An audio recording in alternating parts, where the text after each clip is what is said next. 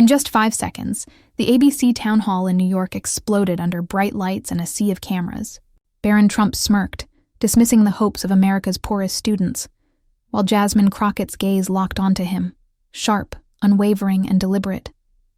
The room fell silent as she leaned forward and said calmly, "You have 5 seconds to apologize." But what happened before that countdown reached 0 changed everything. The ABC studio glowed under championship-level lighting. Tonight wasn't just another event. It was a clash of youth and experience, a test of vision for the future of American education. Jasmine Crockett stepped onto the stage in a charcoal gray suit, tailored for both courtrooms and confrontation. Her focus was clear, defending millions of children from underfunded communities who were counting on her to speak for them. Across the hall, 20-year-old Barron Trump, camera-ready and exuding unearned confidence, leaned back in his makeup chair, scrolling his phone as if he already owned the debate. Then, with an offhand grin, he said, "Scholarships are participation trophies for losers." It wasn't an argument, just a careless joke, but it struck like a slap to anyone who had ever depended on a scholarship to make it through school. Laughter followed, a short clipped sound that stung more than words. Jasmine didn't react outwardly, but the tightening of her jaw said everything. Internally, she filed the remark away like evidence. The audience entered the studio in waves. Veterans wearing pressed caps, minority families holding handmade signs, teachers clutching folders full of lesson plans, students in secondhand blazers ironed with care. Every face in that room carried a story, and Jasmine could feel the weight of it pressing in. This wasn't a crowd looking for slogans. They wanted real answers they could take home and trust. David Muir, steady as ever, stepped into place at center stage. His voice was calm enough to soothe, but his eyes scanned the room with quiet caution. The teleprompter scrolled familiar phrases, dialogue, respect, future. But everyone knew those words wouldn't stay safe for long. Producers whispered last-minute cues through their earpieces. Camera operators fine-tuned their framing, ready for moments that might dominate tomorrow's headlines. Barron rolled his shoulders, adjusting his tie like a boxer preparing for round 1. Jasmine stood at her podium, hands steady, her breathing even, calm confidence in motion. The floor manager lifted 2 fingers, then 1. The red tally light came alive, glowing like a silent warning. Barron's eyes fixed on the camera lens, his smirk unwavering. Jasmine raised her gaze toward the audience, scanning the faces that represented everything at stake. And just like that, America was watching. What could possibly go wrong? David Muir's voice broke the silence, measured, professional, and clear. He welcomed viewers, set the stage, and introduced the participants.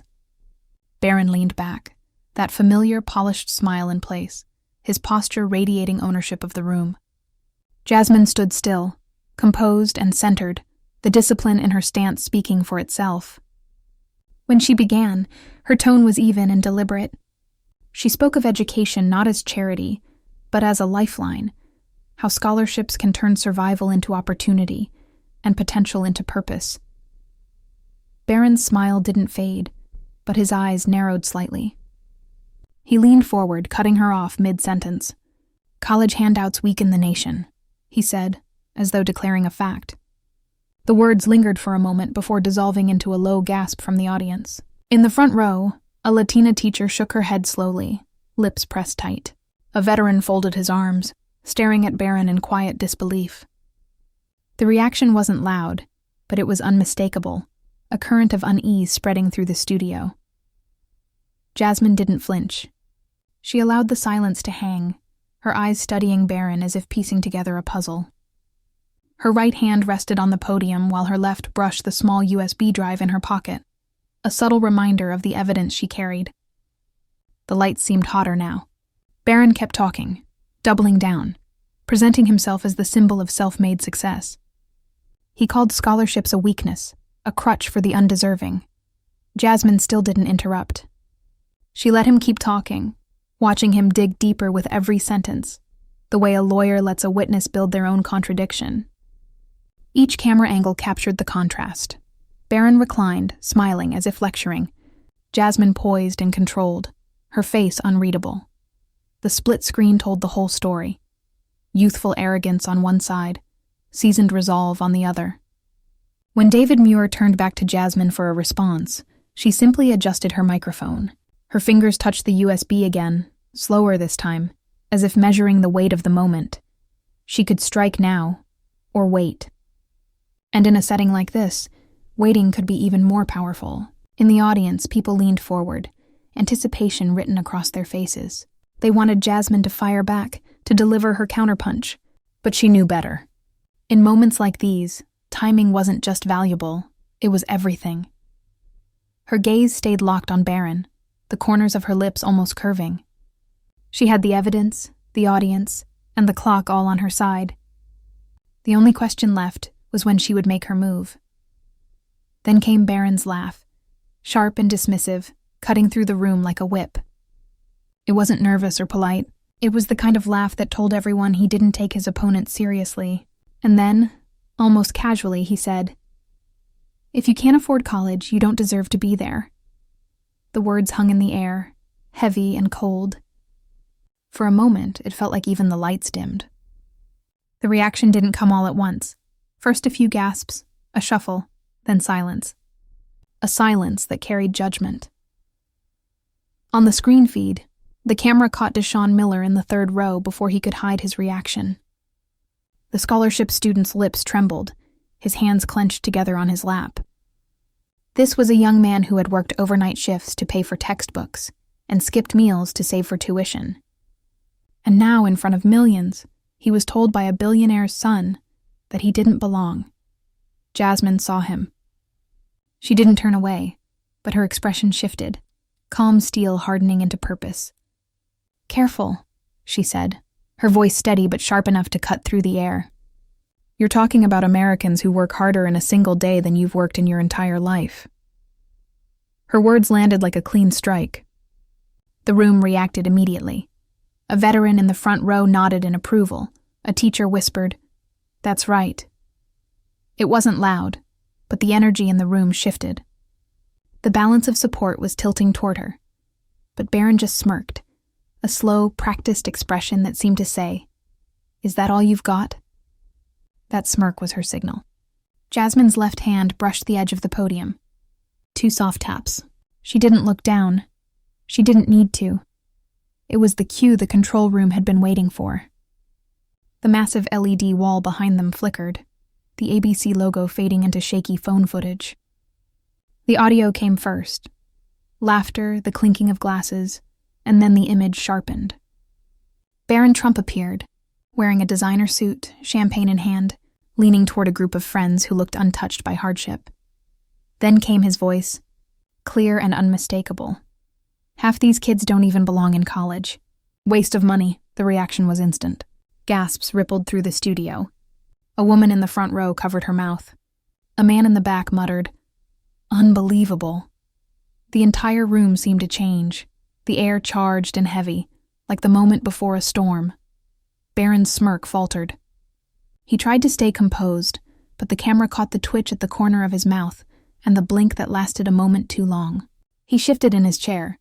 The confidence that once looked effortless now seemed forced, and everyone could see it. Jasmine didn't back away. She stepped closer to the mic, her voice calm and precise.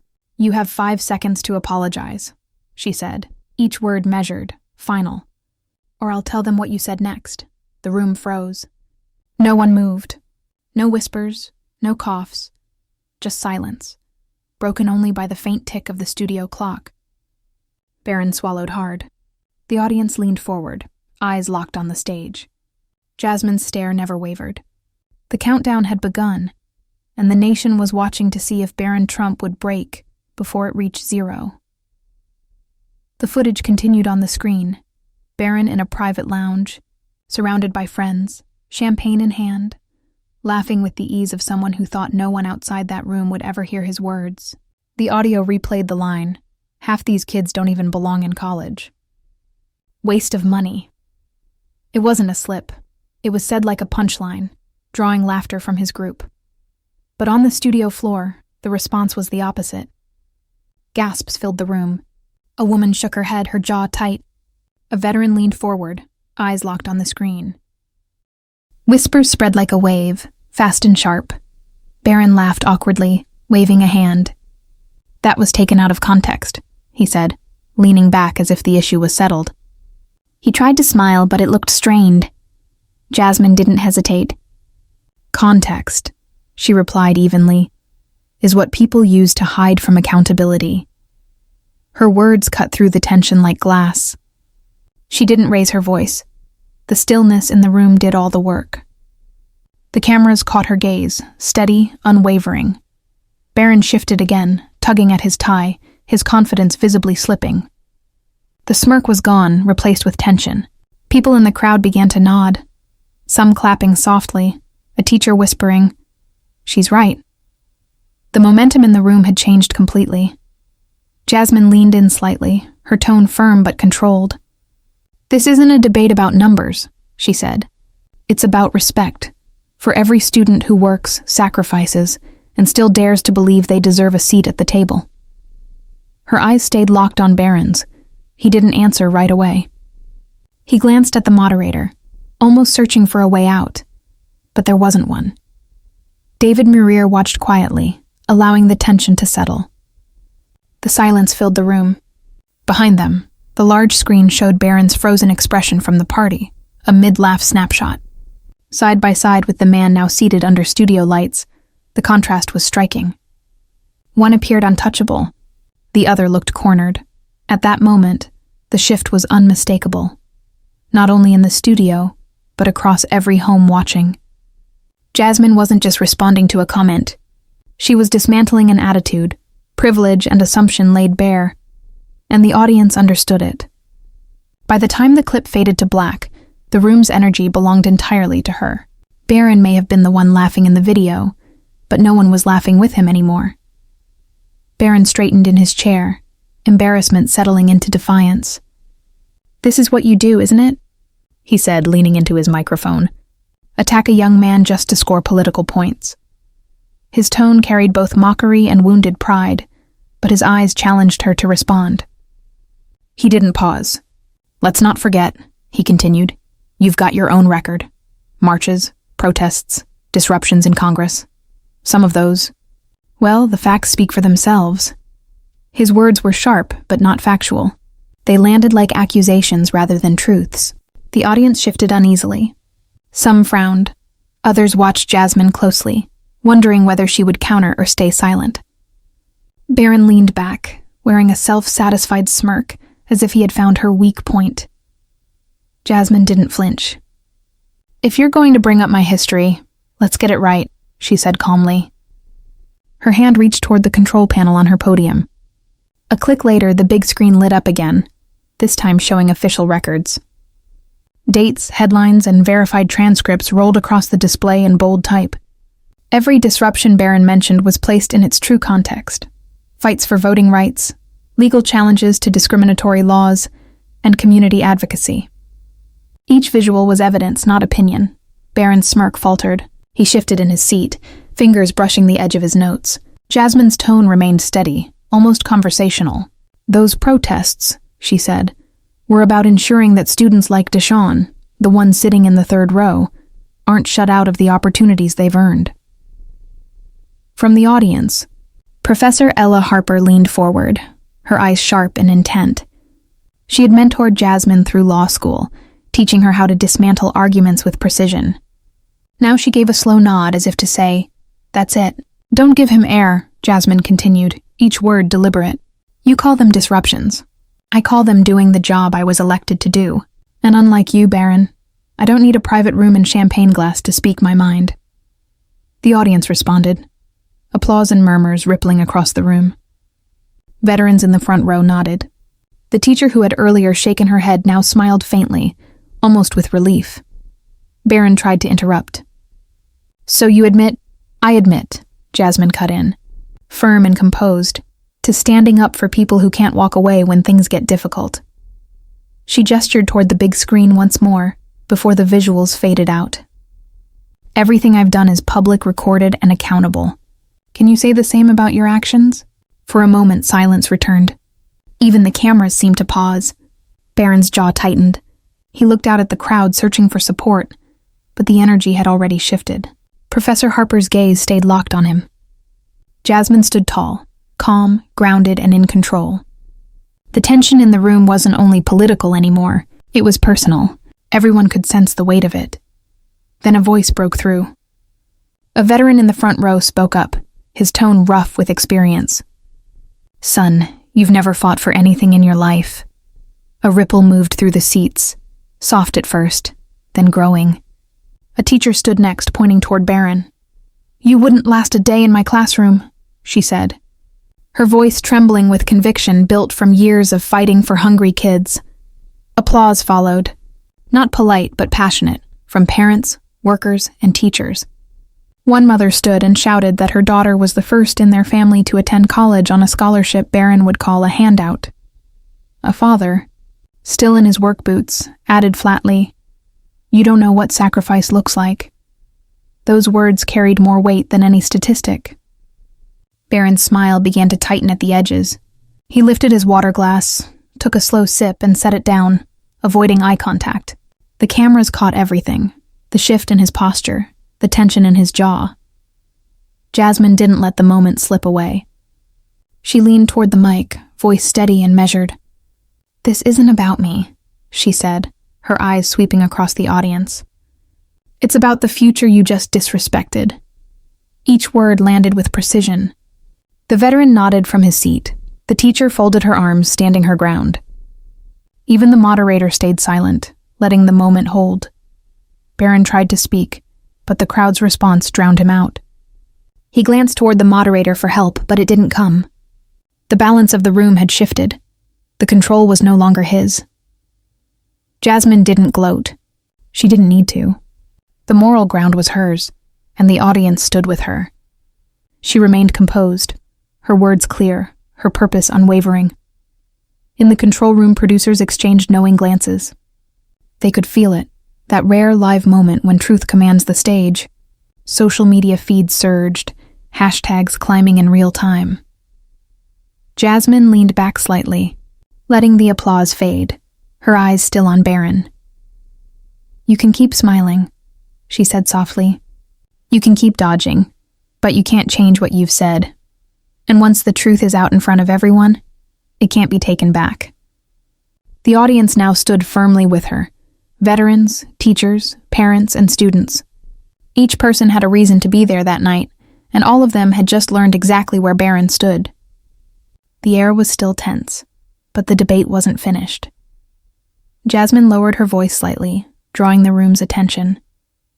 "What happens," she asked, "when someone refuses to admit the truth, even when it's right in front of them?" Barron adjusted his mic, leaning forward with a sudden burst of confidence. "You all want the truth? Here it is," he said, holding up a sheet of paper. "Statistics show that scholarships lower academic standards. They make students lazy." His tone was firm, clearly rehearsed, as if he'd been saving it for his final blow. He read through numbers, percentages, and claims with the confidence of someone certain the crowd would agree. The paper trembled faintly in his hand, though his voice stayed steady. "It all sounded convincing, until you looked closer. The footnotes were inconsistent, and the sources vague." Jasmine didn't interrupt. She let him finish, watching closely, eyes narrowing slightly. Then she tilted her head, one eyebrow raised. "Those are interesting numbers, Barron," she said evenly. "Would you like to tell us where they came from?" He smirked. "Public data," he replied. "Anyone can find it, if they're willing to face reality," the audience murmured uncertainly. A veteran crossed his arms. A student in the third row frowned, clearly trying to make sense of the figures. Jasmine leaned toward her microphone, her voice calm and precise. "Let's check that reality." She tapped her tablet, and the large screen behind them lit up. It displayed the exact same statistics Barron had quoted, word for word, taken from a blog called Patriots for the Truth, a partisan site known for conspiracy claims and fabricated reports. The audience reacted instantly, gasps, quiet laughs, and the rising sound of doubt spreading across the room. The teacher who had spoken earlier shook her head. The veteran muttered, "Figures." Barron's smile wavered. "This blog," Jasmine continued, has no peer-reviewed studies, no government data, and no verified academic sources. It's run by a political group, whose largest donor happens to share your last name. The camera cut to Barron, capturing the change in his expression. Jasmine didn't raise her voice. She didn't need to. So, she said calmly, either you didn't know your data came from a partisan blog, or you did, and you hoped no one here would notice. The silence that followed was heavier than any outburst. Barron looked down at his paper, flipping it as if searching for an escape. His jaw tightened. He reached for his water, taking a slow sip, buying time he didn't have. Jasmine's gaze didn't move. Facts matter, she said firmly. Sources matter. When you use fiction to attack the future of hardworking Americans, you don't just weaken your argument, you expose it. The audience broke into applause, some standing, others clapping loudly. Professor Ella Harper nodded once from her seat, the same approving look she used to give her best students in the courtroom. The trap had been set, but Jasmine wasn't the one who'd walked into it. She didn't give Barron a chance to recover from his data collapse. Her fingers moved across her tablet again, and the big screen behind them shifted. The partisan blog disappeared, replaced by a stack of scanned contracts and payroll documents. The heading on each page read, Trump Enterprises Student Internship Program. The first image zoomed in on a pay rate, far below the federal minimum wage. The next showed the program schedule, 60-hour work weeks, no benefits. Murmurs spread through the audience, sharper this time. This wasn't politics anymore. It was exploitation, laid out in plain text. These, Jasmine said, her voice calm but cold, are contracts signed by your family's companies for so-called student internships. She paused, letting her words sink in. In reality, they're low-wage jobs disguised as opportunities. Students earning mere pennies while contributing to billion-dollar enterprises. The next slide revealed rows of young workers in matching shirts, moving equipment, cleaning floors, and arranging event spaces. The timestamps showed summers repeating the same cycle. Do these scenes look familiar? Jasmine asked Barron without turning to him. They're from your family's golf resorts and luxury hotels. The crowd's reaction was immediate and sharp. A woman in the second row gasped. A man at the back muttered, "That's legalized exploitation." The teacher who had spoken earlier shook her head in disbelief. The atmosphere thickened with anger. Barron shifted in his seat, his usual composure fading. He leaned forward, then back, unable to decide whether to defend himself or disappear. His eyes darted between the screen, the moderator, and Jasmine, searching for an escape that didn't exist. These aren't allegations, Jasmine continued steadily. These are verified contracts, signed, filed, and funded through the hard work of students who thought they were gaining experience, not enriching your family's wealth. She tapped the podium.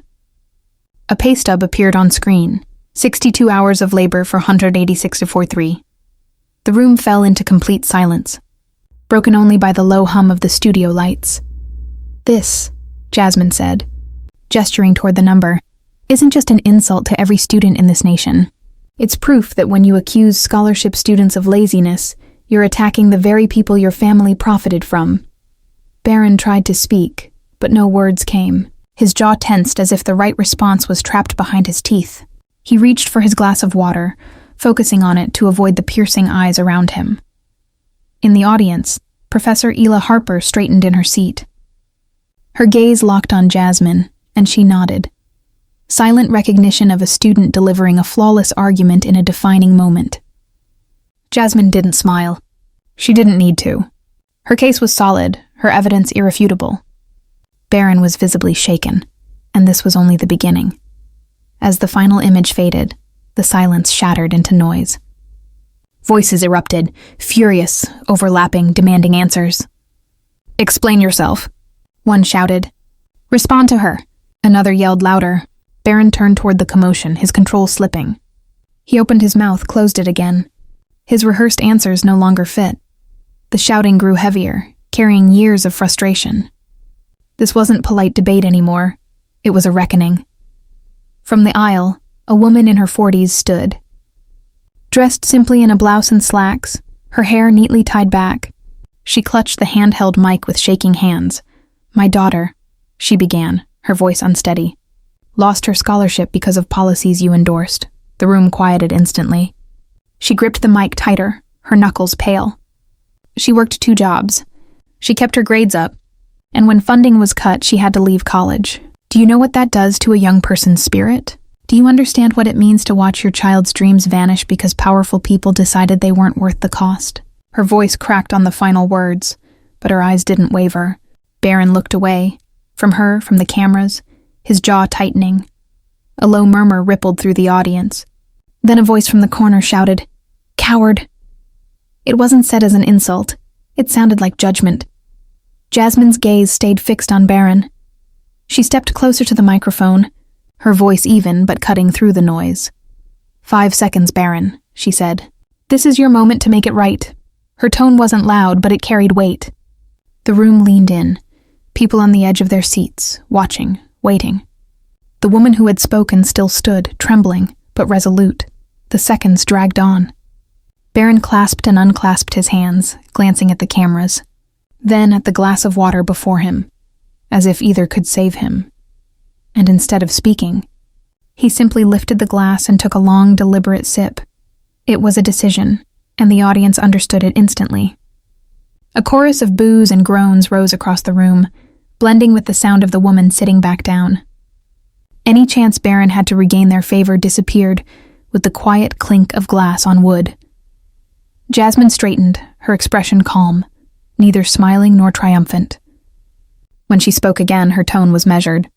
"So that's your answer," she said, addressing not him but the viewers in the room and beyond. Applause followed, steady, unified, carrying a sense of collective awareness. She let the sound fade before asking the question that lingered like a quiet challenge. "When pride costs more than truth," she said softly, "who ends up paying the price?"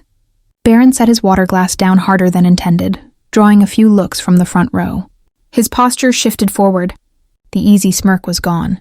"This isn't debate," he snapped, his voice sharper now. "This is a planned smear campaign, and you're behind it." The audience reacted with murmurs, some dismissive, others curious. Barron pressed on. "That video, how did you get it? Who gave it to you?" His words came fast, edged with the panic of someone realizing the walls were closing in. Jasmine remained composed, one hand resting lightly on the podium. Her expression didn't change, but the calm in her eyes seemed to unsettle him even more. Barron pointed a finger toward her. "You've been holding this for weeks, waiting to ambush me. That's not politics. It's manipulation." The tension grew heavier. A few in the audience shook their heads. A veteran muttered quietly, "Answer the question she asked you." But Barron ignored it, eyes locked on Jasmine as if trying to force a reaction. She didn't respond immediately. When she did, her tone stayed level. "Barron, what's in that video are your own words, spoken by you, in your own setting. No one made you say them." The firmness in her tone only tightened the silence. He leaned back slightly, jaw tightening. "You're deflecting," he shot back. "You won't admit how far you'll go to destroy someone who disagrees with you." His voice sounded steady, but forced, like someone trying to hold their balance. Jasmine glanced briefly toward the moderator, then back at him. "If you're asking me to reveal sources," she said, "that won't happen. You, of all people, should know the truth finds its way to light on its own." The audience reacted with a low hum of approval. Barron's fingers tapped against the desk, a rapid, uneven rhythm betraying his attempt at calm. His eyes swept across the crowd, but found no support, only crossed arms and steady, unblinking stares. Jasmine leaned slightly forward, her voice dropping just enough to draw everyone in. "You can call it a smear if you want," she said. "I call it accountability, and if it feels like an ambush, maybe it's because you weren't ready to answer for your actions." The camera caught Barron pressing his lips into a tight line. He shifted in his seat, shoulders tense, as though the air around him had grown smaller. His tone was still combative, but his energy had changed, from confident to cornered. Jasmine didn't argue further. Instead, she reached beside the podium and placed a red envelope on the desk. The color caught the light, pulling every eye toward it. Barron glanced at it, then back at her, his brow furrowing. "This," she said, placing her fingertips on the envelope, "is not from me. It's from them." She tapped it lightly. 17 letters. 17 lives altered by the policies you've supported. 17 stories you've likely never heard. The moderator shifted slightly. The audience leaned forward, eyes fixed on the envelope. Jasmine carefully opened it, the soft tear of paper echoing unnaturally loud in the studio. She unfolded a single letter. "This one," she began, "is from a young woman named Sarah. She's 22. Her father's a veteran who served 2 tours overseas. Sarah worked part-time while studying to become a nurse. She kept her grades high." Jasmine's tone softened, "but her scholarship was eliminated under the program you defended." A few heads in the audience dropped. Her father took a second mortgage to help her stay for another semester. It wasn't enough. She dropped out 2 months later. Now, she works at a diner, saving tips in a jar, hoping one day she can return. The room fell silent. No whispers, no movement, just the hum of the lights. Barron's jaw tensed, but he said nothing. Jasmine lowered the letter slightly. "She ended her note with this," she said. "I still believe in my country. I just wish it believed in me." The words hung in the air, raw and unfiltered. In the third row, an older man in uniform sat straighter, eyes glistening. A few seats away, the Latina teacher from earlier pressed her lips together, holding back emotion. Jasmine carefully placed the letter back into the envelope. 16 more stories like this," she said, scanning the room, "and each one ends the same. Dreams cut short. Futures paused because people in power decided numbers mattered more than names." The cameras caught Barron glancing at the envelope again, eyes narrowing, fingers tapping the desk. He didn't speak. The shift was clear. He wasn't just defensive anymore. He was out of moves. Jasmine slid the envelope to the edge of her podium. "This isn't about winning a debate," she said. "It's about looking people like Sarah in the eye and deciding whether you can live with the role you played." No one moved. The silence carried weight, judgment, quiet but unanimous, pressing down on Barron beneath the studio lights. The red envelope sat between them like a line that couldn't be crossed. Barron's gaze stayed fixed on it. His shoulders tightened. His fingers tapped a restless beat. The audience wasn't leaning toward him anymore. Every eye, every posture, faced Jasmine. He shifted in his chair, glancing from the moderator back to her. The silence stretched thin, testing his composure. Finally, in a low voice not meant to carry, but caught by every mic, he muttered, "Not everyone can be saved." The reaction was instant. Gasps echoed across the room. A teacher in the front row recoiled, stunned. Someone near the back whispered, "Wow," the disbelief spreading like a spark. Barron realized too late what he had said. His jaw tightened. He tried to recover. "That's not what he began, but the noise drowned him out. In the control room, producers replayed the clip, looping the 5 words again and again. This was the moment, the one that would be cut, uploaded, and shared by night's end. It wasn't just a statement. It was an admission. Jasmine didn't rush to respond. She let the reaction settle, let Barron sit in the full weight of his words. Then slowly she leaned toward the microphone.